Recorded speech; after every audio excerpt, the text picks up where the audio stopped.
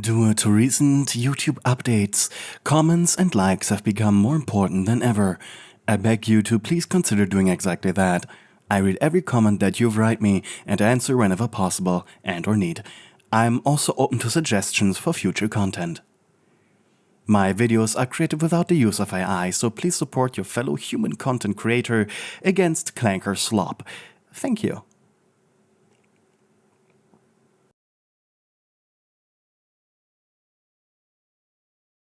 Your feet carried you through the underbrush, the sky shining upon you with bright colors.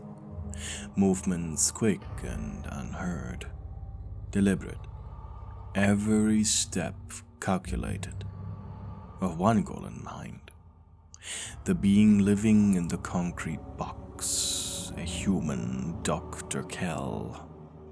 You followed him unseen. Whenever he left his base, you were there, just out of sight, just out of mind, never too far away from him. Your feet sank softly into the moss, the sound swallowed before it reached the air.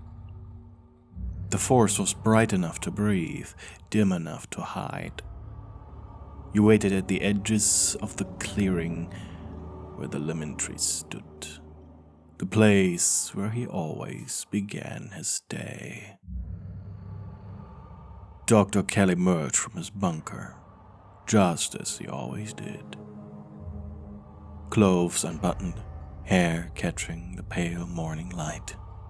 He stretched once, rubbing his eyes, trudging towards the grove with a clipboard tucked under his arm. You crouched low behind one of the trees, body folding neatly with quiet precision. From here you could see everything, see him. He worked methodically, reached up to the branches, twisted each ripe lemon from its stem and dropped it into a small crate lined with paper towels. Every few seconds, he paused to jot something down. Numbers, weights, whatever meaning only he knew. When the crate was full, he dragged it to the edge of the base. It wasn't far. There he activated the drone panel. You tilted your head curiously. The light blinked twice, and the quiet hum of rotors soon joined the forest's drone. A small cargo machine descended between the trees, its lights sweeping once over the base. Kell in the garage before looking onto the crate. Kell stepped back, shielding his eyes as it extended its grips and carried the box upward into the sky. He stood there for a while after it vanished, looking up until the sound faded completely. Then he sighed, hands on his hips, and turned towards the base again, walking inside the garage. You slinked around the opposite side of the grove, moving just as he did, one tree apart. The smell of citrus clung to the air, sharp and clean. You ducked lower, your back pressed to the trunk of a lemon tree. Through the open garage door, you could see the gleam of metal shelves and the cool glow of a small fridge. He opened it, retrieving several sealed shrimp packs, their labels reflecting faintly in the light. He inspected each one, frowning at the printed dates. Still good enough, he muttered very quietly to himself. You watched the condensation run down the plastic as he stacked them carefully into a small cooler. Then, after closing the fridge, he checked his watch and scribbled another note on his clipboard. The door shut again, and you slipped around the grove's perimeter to follow. He carried the cooler across the base front yard, heading towards the slope where the forest thickened again. The path there was narrow and a little overgrown, leading up to a wider section of the Dunkeltaler forest, where one of the base's transformers was located, as well as satellite dishes. To the side sat a wooden stairway, built into the side of an old tree, further along the path.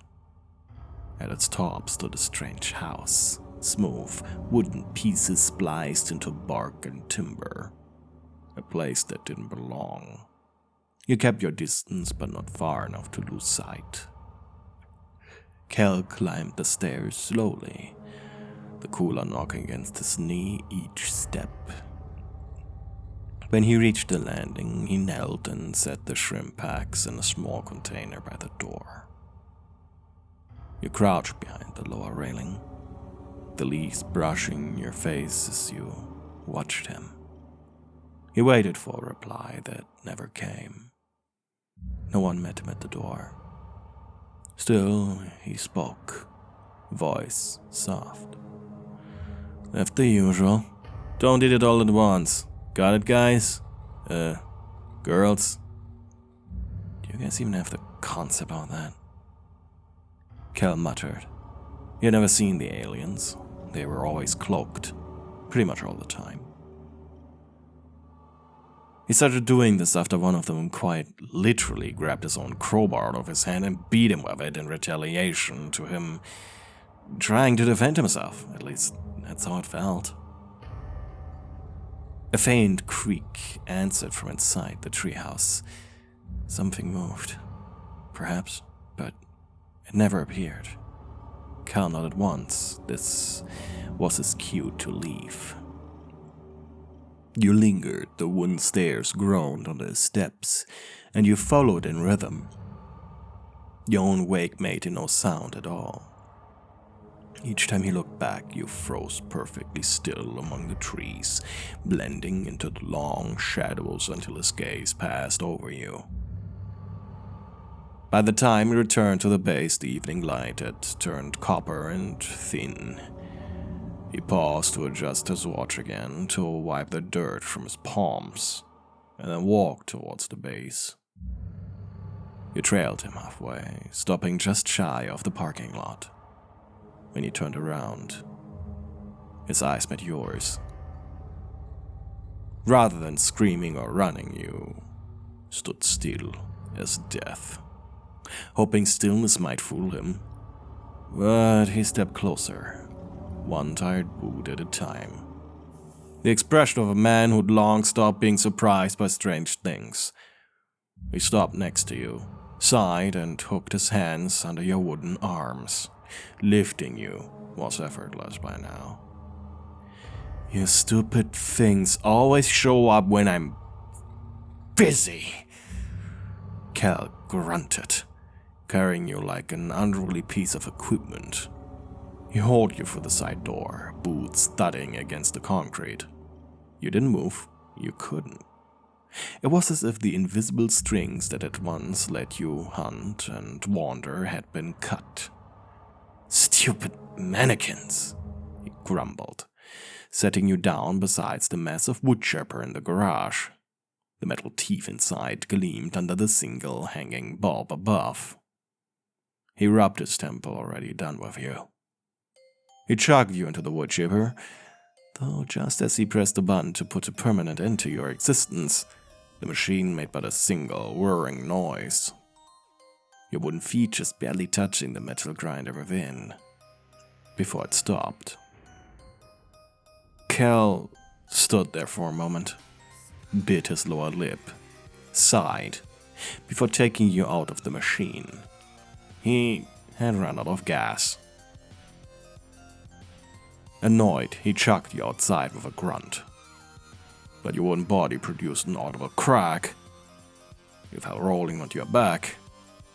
You didn't break. Your body was still in the same prowling, walking position. "Then stay out!"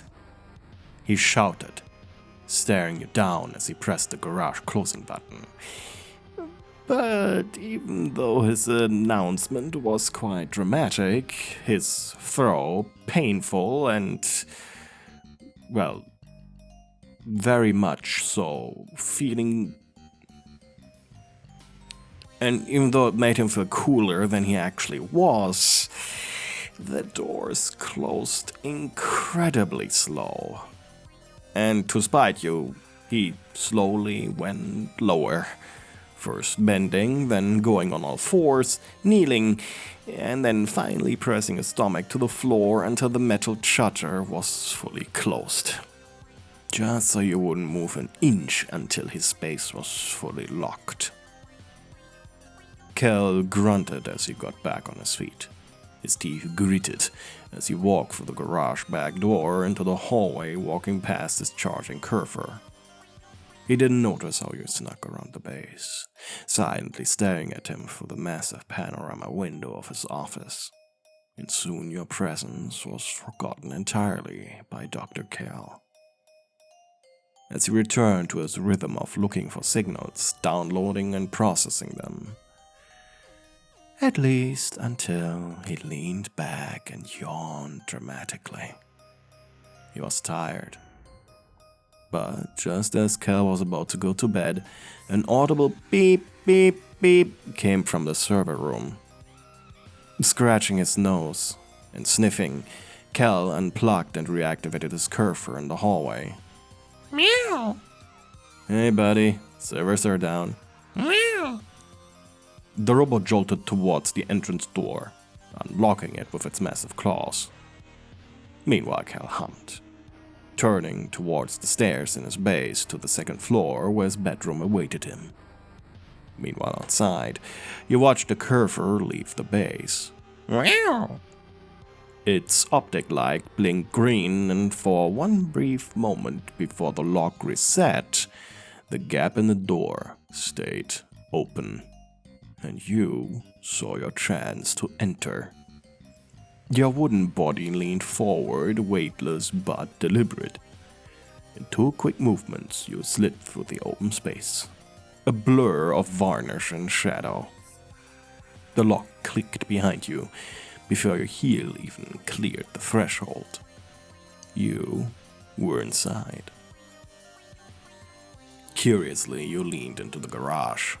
It was dim, washed in the cold hum of the single overhead light. The wood chipper sat silent, the scent of oil and sawdust hanging in the air, a clear sign that others of your kind have met a terrible fate. You passed it without looking, careful not to scrape the floor with your feet. Each step made a faint whisper of dry wood on metal, quiet but not silent enough to calm your nerves. The air in the base was different from the forest.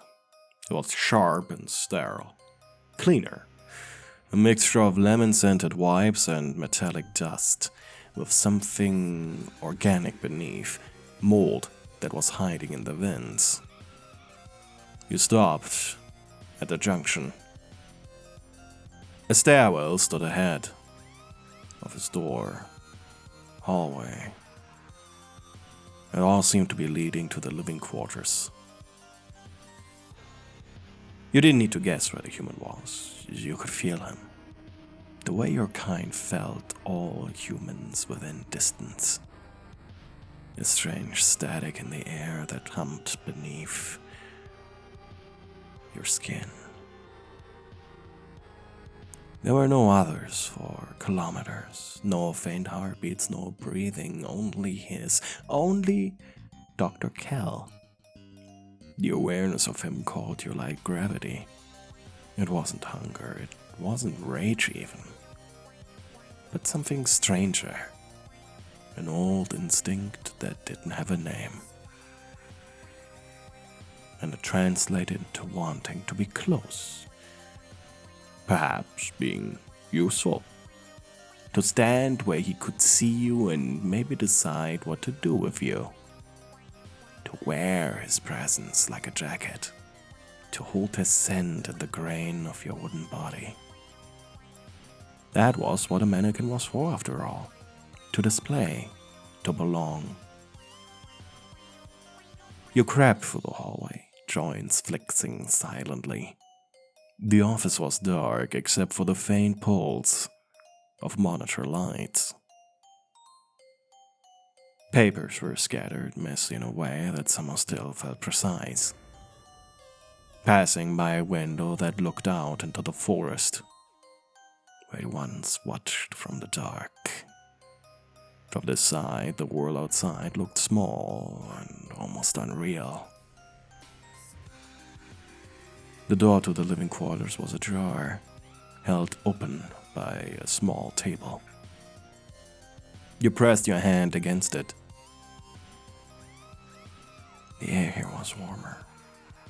You could smell the laundry soap, faint trace of old coffee, and the sweat of work that never seemed to stop. You moved slowly, step by step, your shadow sliding along the wall like a trick of the light. He was there. Cal, laid sprawled out on the upper bunk. Laid sprawled out on the lower bunk, half tangled in his blanket, one arm flung across his chest. His glasses rested on the nearby table besides a cracked digital clock flashing a dim 2:13. The rise and fall of his chest was steady, heavy with exhaustion. You tilted your head and studied the curve of his face, the way his hair clung slightly to his forehead. He was soft, fragile, unguarded. You took another step closer and then another. The floor creaked. He stirred but didn't wake. Your hands hovered above him, trembling slightly with uncertainty. You wanted to touch, not harm, understand, perhaps. Or your equivalent. You pressed your palm gently against his cheek, warmth seeping into your wood. Didn't stay long, but it was enough to make you linger. He shifted, murmuring something under his breath. Then his voice came out, low, thick with dreaming. "Oh, Dr. Ina, we're at work." You blinked, though you had no eyelids to close. The name meant nothing to you, but the sound of it curled the air like a tender secret. His lips moved again, forming the shape of a smile before his head tilted slightly upward. And then he kissed you? It wasn't graceful, it was hesitant. A sleepy press of warmth against varnished wood. His lips dragged faintly, and there was the quiet squeak of friction where skin met finish. He sighed through his nose as if it felt right in his half-dreaming mind. You didn't move. You let him keep the illusion. His hand brushed the edge of your face, tracing a grain line, like it were a pulse. He leaned in again.